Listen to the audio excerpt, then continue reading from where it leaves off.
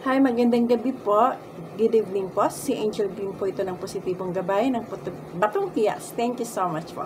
Maraming salamat po sa nagla-like, nagsasubscribe ng aking YouTube channel, Positibong Gabay ng Batong Kiyas. Thank you so much po.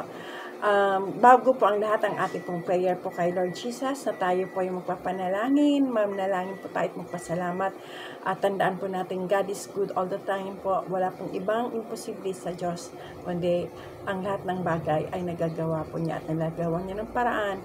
Kahit anong bagay man po ito, malaki man po na mga problema or mali po, ito po ay nagbibigay po ng solusyon. Walang iba kundi ating pong may kapal. Thank you so much, Lord, sa ating blessing na nakakamit po namin po ito. Thank you so much po sa pagliligtas po at palagi pong pag-guide sa amin. Thank you so much po, Lord Jesus. Tandaan po natin, God is good all the time. Thank you so much po. And then po, sabi ko po, maraming salamat po sa nanonood ng aking YouTube channel at patuloy po nanonood po sila, nagsusubscribe at nagla-like at nag-share. Thank you so much po. Thank you so much po sa inyo.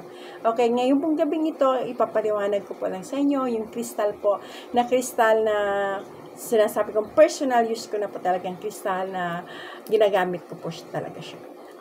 Itong crystal po, maganda rin po kasi talaga malaman nyo ang ibig sabihin po ng crystal na ito. Itong crystal po, isa pong, ito po, papakita ko po sa inyo.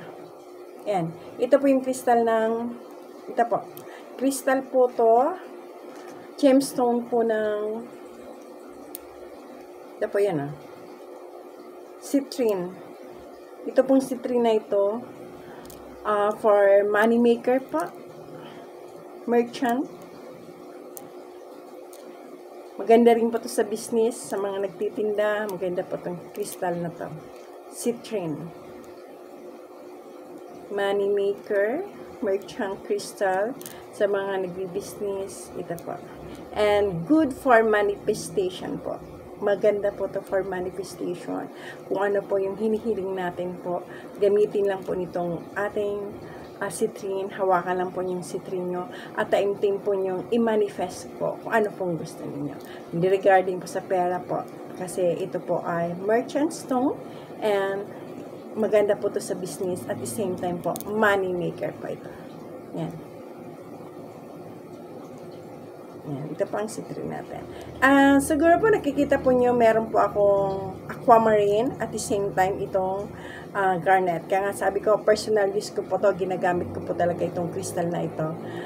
Bracelet na to para sa akin po. Kung bakit po siya, dalawa po siya, kasi ito po ang aking birth month, January, at the same time, March. Aquamarine, tapos kan garnet is for January. Ito po kasi,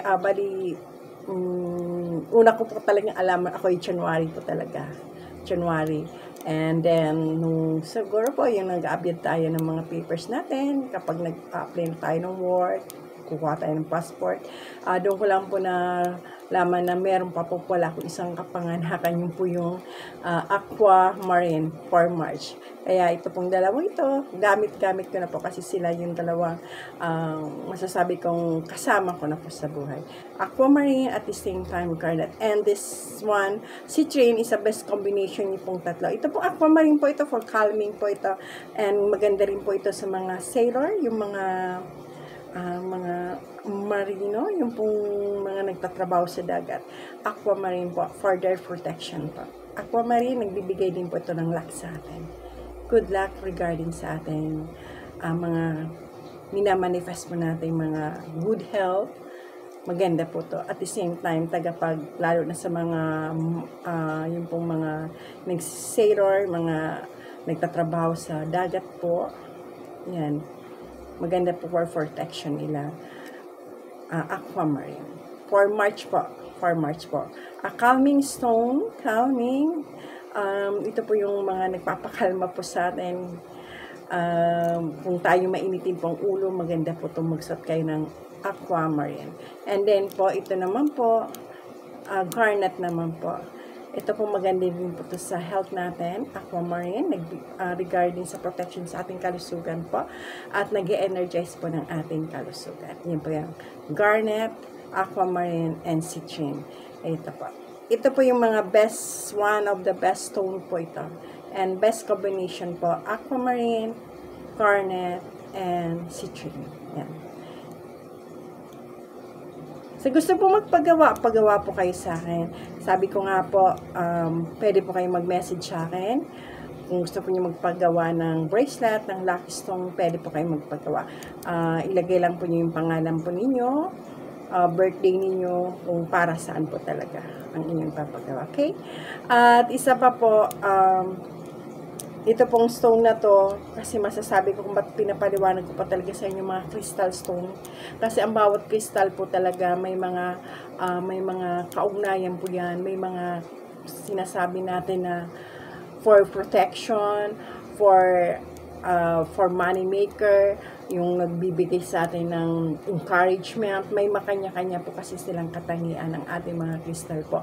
At itong crystal po natin ay buhay po to. Meron po to yung mga kakayahan para po siya po yung mag-manifest po ng ating mga hinihiling po.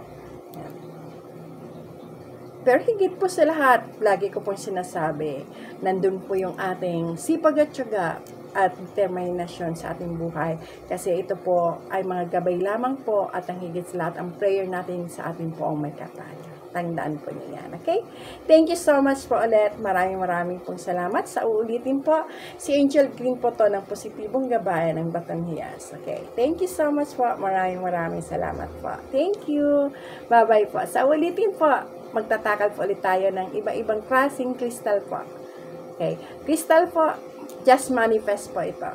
Just manifest and believe with yourself and prayer. Thank you so much po. Thank you. God bless po.